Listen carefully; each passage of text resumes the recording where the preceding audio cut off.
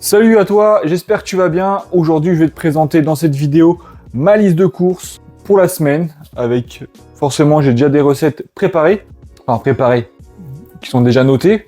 Comme ça, je n'ai pas besoin de chercher avec ma liste de courses, comme ça, c'est beaucoup plus simple pour faire les courses. Alors, au niveau des ingrédients, tu te doutes bien que je ne vais pas manger ça tout seul. J'ai une femme dans ma vie et j'ai aussi un enfant. Donc forcément, si toi tu es seul, tu peux très bien diviser ces rations par 2, voire 3, ça dépend de ton enfant. Bien sûr aussi, si tu me connais pas, tu me découvres dans cette vidéo, je suis coach sportif en ligne, mais aussi coach en nutrition. J'ai 2 diplômes là-dedans. J'ai un diplôme de préparateur physique et aussi un diplôme en nutrition sportive. Donc c'est parti, je vais te présenter ça. Alors, j'ai choisi de la dinde, du poulet, du bœuf, 5% matière grasse, très important, le 5%. Donc toutes ces viandes, ça va être des viandes maigres, à part, bon la viande rouge aussi, elle est quand même à 5%, bien sûr si tu prends les 15%, ça va être beaucoup plus gras. Donc le poulet et la dinde, c'est aussi facile, très facile à digérer, beaucoup plus simple qu'un bon morceau de bœuf bien chargé en graisse. Donc ça peut surtout éviter les petits tracas digestifs. Bien sûr, les œufs. Donc là on a été obligé d'en racheter en plein air parce que mes petites poules du moment ont un peu de mal à suivre la cadence à laquelle je les mange. Donc ça va être important de les choisir bien sûr en plein air. Il me semble que le numéro c'est le numéro 1, ou alors 0 c'est bio.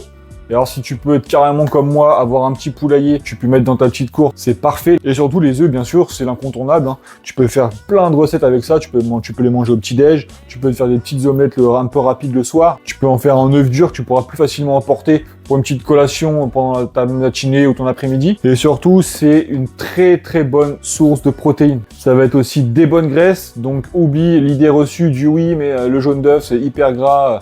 Enfin, ça va apporter plein de cholestérol, c'est totalement faux, ça va être du bon cholestérol. Je te laisse faire quelques petites recherches ou dis-moi en commentaire si tu veux carrément que je te fasse un sujet sur les œufs. Je te ferai ça avec plaisir. Donc aussi, parlons encore un peu des œufs, ça va aussi t'apporter pas mal de vitamines, dont la vitamine D hyper importante et la vitamine B12. Donc voilà, en gros pour les protéines de la semaine, en plus du shaker que je peux consommer aussi, que je peux te passer là.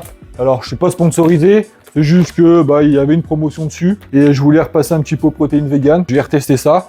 Donc franchement, Bulk, tu veux passer par là, je suis pas contre un petit partenariat, mais voilà, je trouve que c'est une bonne protéine en poudre. Non pas que je sois vegan, mais ça change un petit peu justement de la protéine de lait, ça apporte aussi voilà une petite source végétale. Moi genre personnellement je les prends en goût neutre, je ne prends pas de goût. Déjà ça enlève tout ce qui va être sucralose, donc tout ce qui va être édulcorant. Comme ça me permet aussi de, voilà, si je veux faire des pancakes, des gâteaux, ça peut me permettre de rajouter une petite scoop dedans et d'augmenter le taux de protéines de certaines recettes. Et puis surtout aussi les protéines en poudre, ça peut être beaucoup plus pratique quand je dois bouger et que j'ai pas le temps de prendre ma collation, tout ça. Donc voilà, je me prends un petit shaker. Bon, bien sûr, généralement, c'est très rare que je les prenne en shaker juste avec de l'eau et moi, j'ajoute du cacao en poudre. Bien sûr, il n'y a pas de sucre dedans, donc souvent, je mets du sirop d'agave en plus pour avoir ce petit goût sucré. Voilà, c'est très pratique. Bien souvent, je préfère me faire en smoothie. Comme ça, donc dedans, je vais me mettre une banane. Là, en ce moment, c'est la période des framboises. Je vais dans mon potager, je me fais une petite poignée, ou alors quand il y en a beaucoup, j'en mets directement des fraîches dans mon shaker et le reste, je vais les congeler. Comme ça, je vais en avoir pour encore plusieurs semaines. Ou sinon des fraises aussi que je peux avoir dans mon potager. Mais c'est vrai que cette année, bon, je sais pas toi si tu cultives ou quoi, mais cette année, moi les fraises, ça a été très triste. J'en ai eu quelques-unes. Donc voilà. Donc maintenant, passons aux féculents. Alors, j'ai pris du riz basmati, du quinoa, des pâtes basiques, hein, et voilà. Hein. Pourquoi tu prends pas des pâtes complètes ou quoi? Alors déjà moi j'ai l'intestin irritable, donc j'essaie de faire attention un petit peu aux fibres. Donc j'en mange, parce qu'il faut en manger, c'est très important. Mais il faut pas en abuser. Et personnellement, les pâtes complètes, on pourra me dire ce qu'on veut, c'est pas terrible à manger. Et surtout qu'au niveau de l'index glycémique, il n'y a pas beaucoup de différence. Donc voilà, on nous a baratiné avec tout ça. Mais il n'y a pas beaucoup de différence entre des pâtes normales et des pâtes complètes. D'ailleurs, c'est un peu comme le riz. Si tu prends du riz basmati, je le prends parce que c'est le riz qui va être le plus bas pour l'index glycémique. Et après, bien sûr, tout va dépendre aussi avec quoi tu manges tes féculents.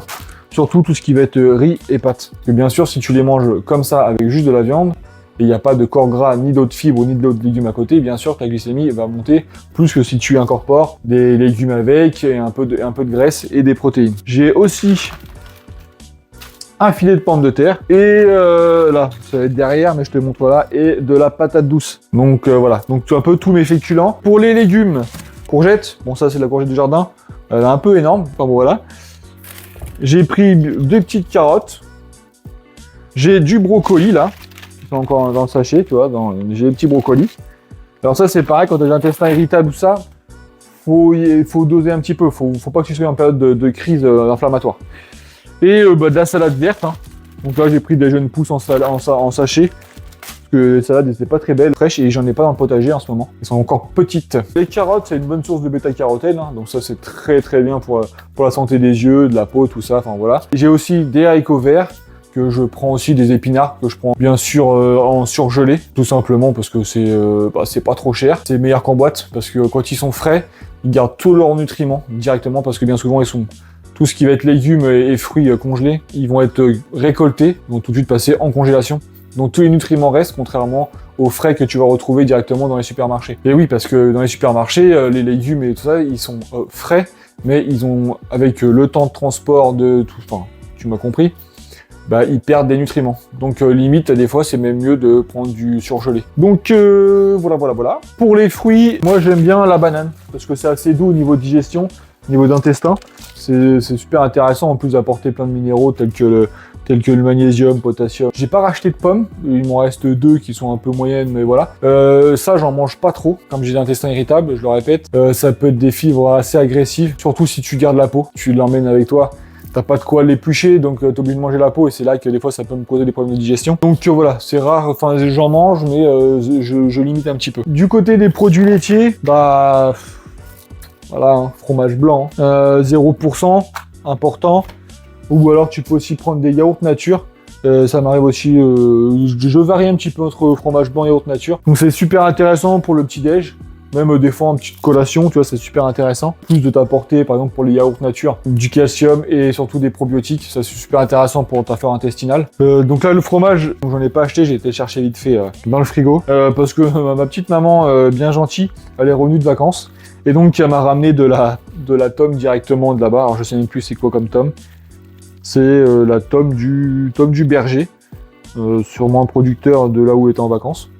Donc voilà, très bonne, et puis c'est pareil, j'en abuse pas trop parce que tout ce qui est fromage, là, au niveau du lactose, il faut faire quand même attention, donc certaines tolérances, donc j'en mange parce que j'adore ça quand même, hein.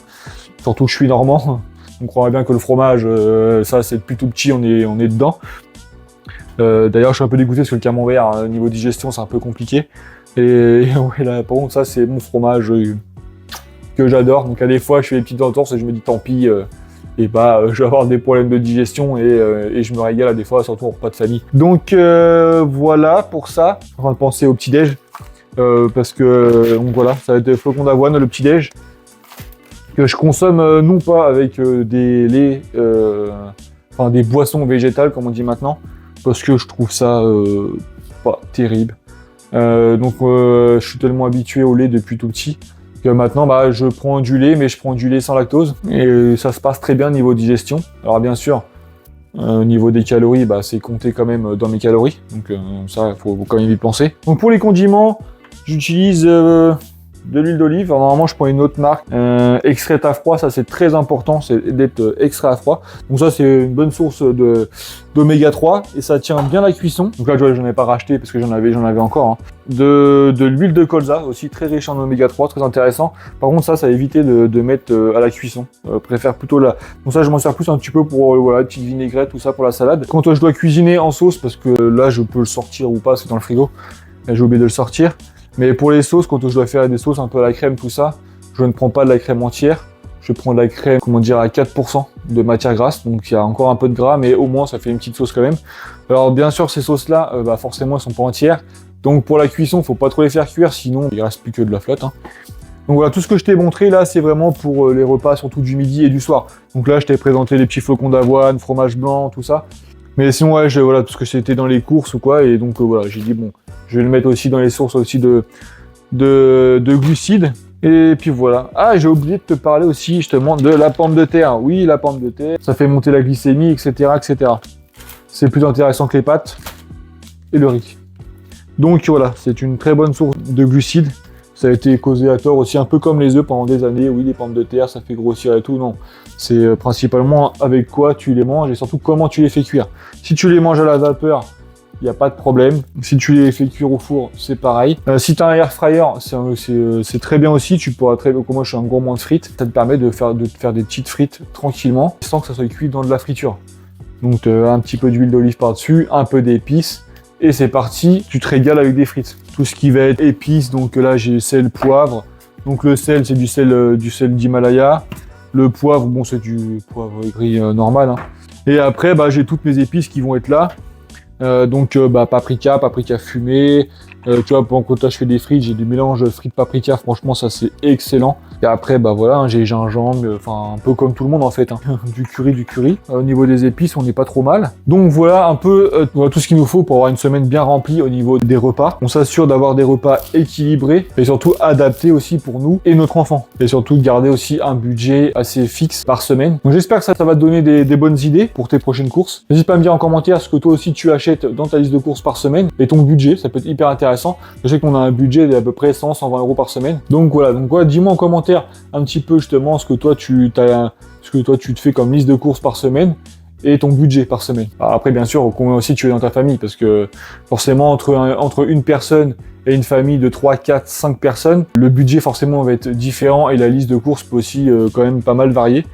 Et bien sûr aussi si tu as des problèmes au niveau de santé, donc tout ce qui va être au niveau de digestion, bien sûr, ça change aussi pas mal la donne au niveau de la liste de courses, parce qu'il y a des choses qu'on peut pas se permettre de manger. Donc écoute, si ça t'a plu, je te laisse liker, partager. Enfin voilà quoi, tu fais un peu ce que tu veux, mais ça c'est vraiment cool quand même. Je le dis en fin de vidéo parce que si je le dis pas, personne ne le fait.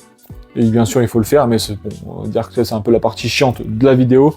Mais donc voilà, donc un petit like, tout ça, ça aide beaucoup, mine de rien, parce qu'au niveau des algorithmes, bien sûr, ça met en avant la vidéo. Et puis voilà, je te dis à la prochaine vidéo. Allez, salut!